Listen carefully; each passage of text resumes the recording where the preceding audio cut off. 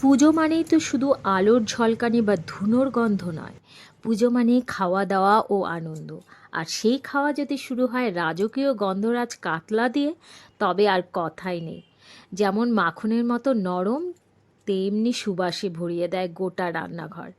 সত্যি বলতে কি, বাঙালির প্রতিটা শুভ কাজে মাছ না থাকলে যেন সে রীতি অসম্পূর্ণ।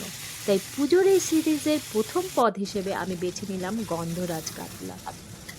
নাম শুনলেই বুঝতে পারছো এখানে স্বাদ যেমন রাজকীয় তেমনি সুবাস, কিন্তু বানানো একদম ঝক্কি নেই। এতদিনে আমার রান্না দেখে তো বুঝেই গেছো আমি খুব একটা কমপ্লিকেটেড ভাবে রান্না করি না।